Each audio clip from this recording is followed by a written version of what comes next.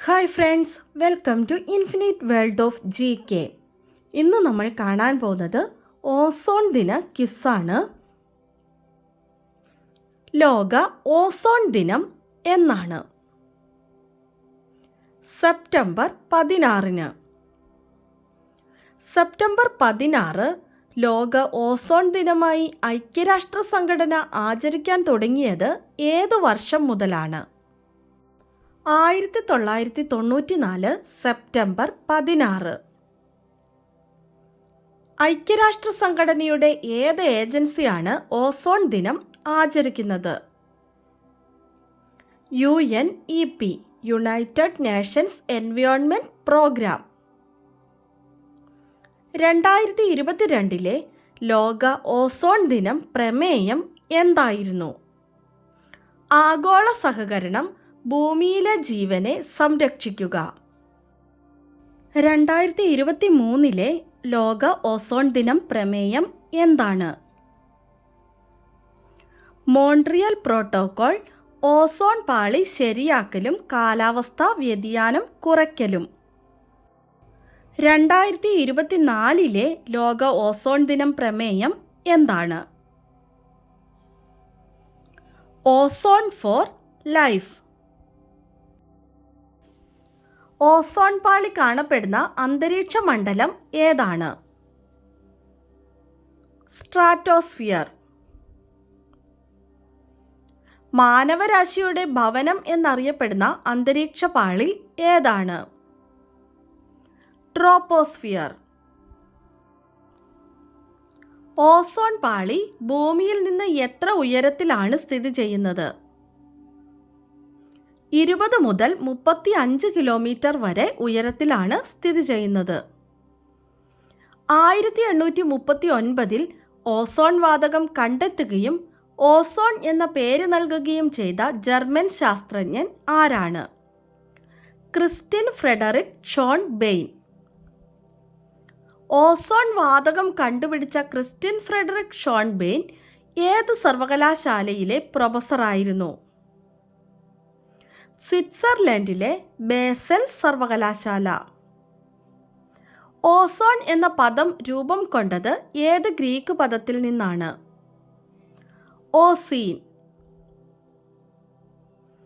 ഓസീൻ എന്ന ഗ്രീക്ക് പദത്തിൻ്റെ അർത്ഥം എന്താണ്? മണമുള്ളത്. ഓസോണിൻ്റെ നിറം എന്താണ്?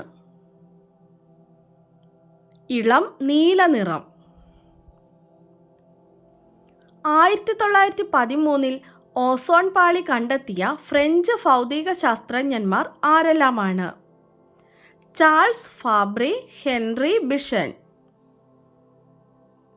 ഭൂമിയുടെ ഏത് ഭാഗത്താണ് ഓസോൺ സുഷിരം ആദ്യമായി കണ്ടെത്തിയത്? അന്റാർട്ടിക് മേഖലയിലെ ഹാലി ബേയിൽ. അന്റാർട്ടിക് മേഖലയിൽ ഓസോൺ പാളിയിൽ ഏറ്റവും കൂടുതൽ വിള്ളൽ കാണപ്പെടുന്നത് ഏത് കാലത്താണ്? വേനൽക്കാലത്ത്. ഓസോൺ പാളിയിലെ വിള്ളൽ ആദ്യമായി കണ്ടെത്തിയ ശാസ്ത്രജ്ഞർ ആരെല്ലാമാണ്? Joe Farman, Brian Gardiner, Jonathan Shanklin. Ozone തന്മാത്രയ്ക്ക് എത്ര സമയം നിലനിൽക്കാൻ കഴിയും? 1 മണിക്കൂർ. സസ്യങ്ങൾ ഓസോൺ ആഗിരണം ചെയ്യുന്നത് ഏതിലൂടെയാണ്? ഇലകളിലൂടെ. ഓസോൺ പ്രധാനമായും ഉണ്ടാകുന്നത് ഏതിൽ നിന്നാണ്? Nitrogen dioxide. ട്രൈ ഓക്സിജൻ എന്നറിയപ്പെടുന്നത് എന്താണ്? ഓസോൺ. ഓസോൺ എന്തിനാലാണ് നിർമ്മിക്കപ്പെട്ടിരിക്കുന്നത്? 3 ഓക്സിജൻ ആറ്റങ്ങൾ. ഓക്സിജന്റെ രൂപാന്തരണം എന്താണ്? ഓസോൺ. ഓക്സിജൻ കണ്ടുപിടിച്ചത് ആരാണ്? Joseph Priestley.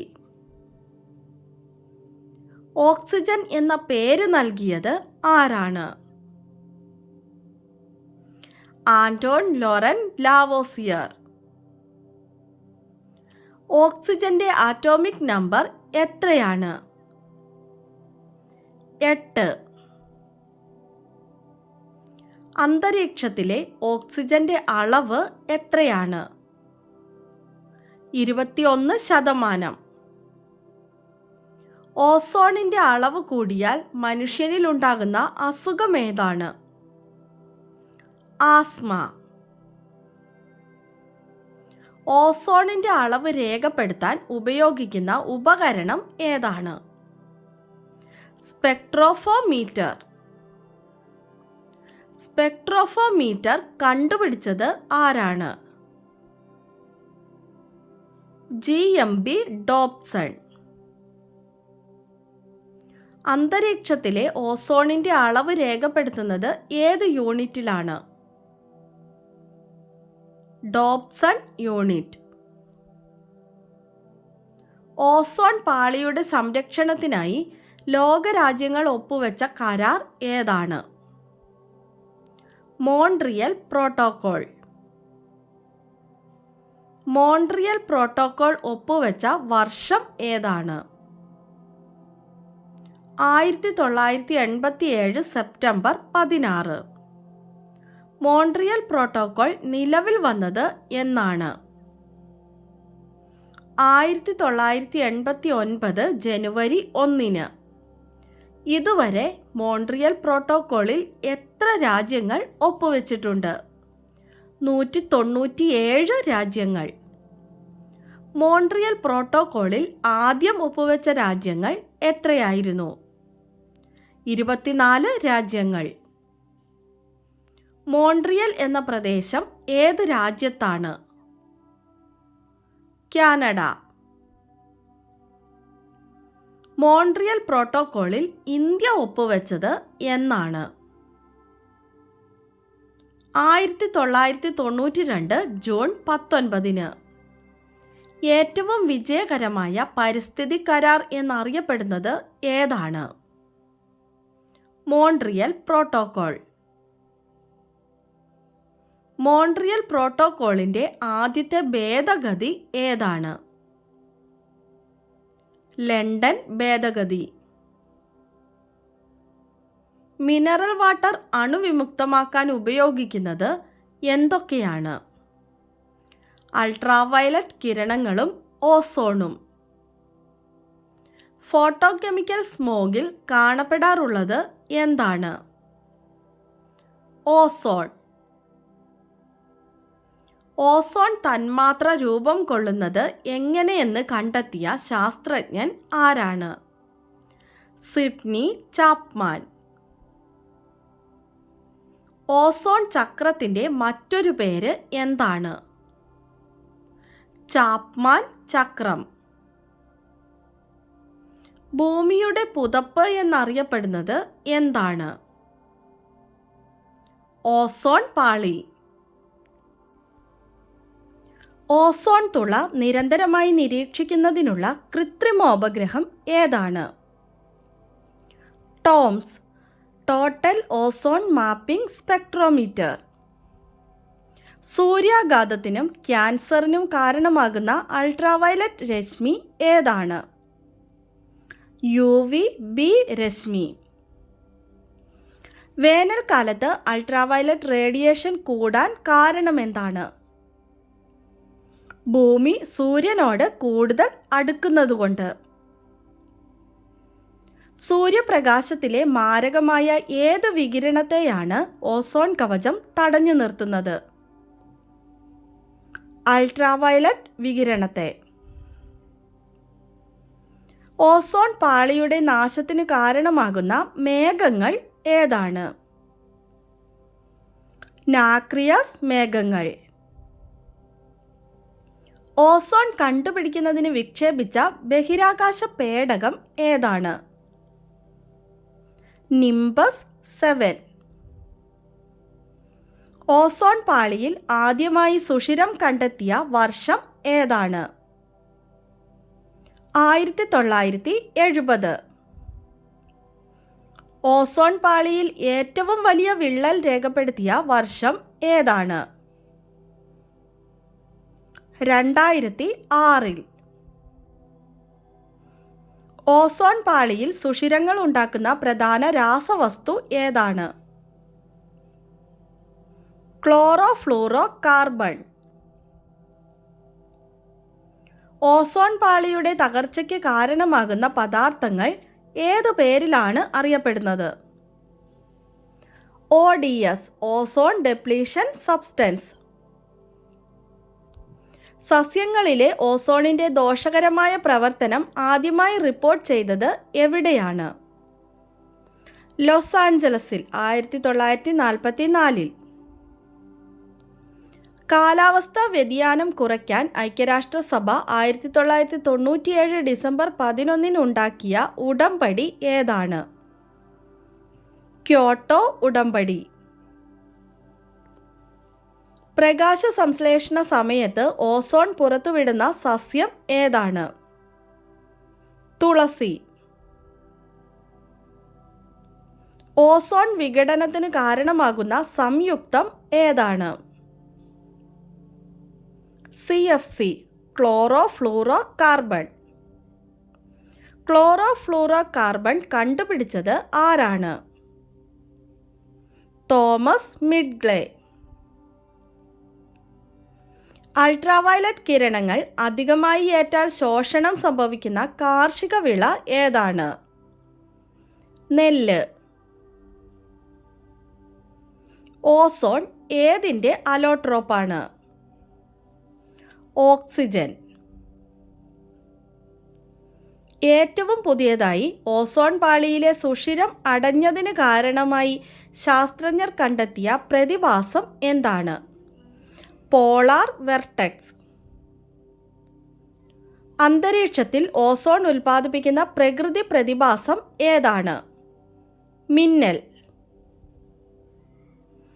ഓസോൺ പാളിക്ക് വിള്ളൽ വരുത്തുന്ന ക്ലോറോഫ്ലൂറോ കാർബൺ പുറത്തുവിടുന്ന പദാർത്ഥങ്ങൾക്ക് കാർബൺ ടാക്സ് ആദ്യമായി ഏർപ്പെടുത്തിയ രാജ്യം ഏതാണ്? ന്യൂസിലാൻഡ്. ക്ലോറോഫ്ലൂറോ കാർബണിൽ അടങ്ങിയിരിക്കുന്ന ഏത് മൂലകമാണ് ഓസോൺ പാളിയെ ദോഷകരമായി ബാധിക്കുന്നത്? ക്ലോറിൻ. CFC അഥവാ ക്ലോറോഫ്ലൂറോ കാർബണിൻ്റെ വ്യാവസായിക നാമം എന്താണ്? ഫ്രിയോൺ. യൂറോപ്യൻ യൂണിയന്റെ അന്തരീക്ഷ നിരീക്ഷണ സംവിധാനം ഏതാണ്? CAMS, Copernicus atmosphere monitoring service. Vienna convention നടന്ന വർഷം ഏതാണ്? 1985. ODPയുടെ പൂർണ്ണരൂപം എന്താണ്? Ozone depleting potential.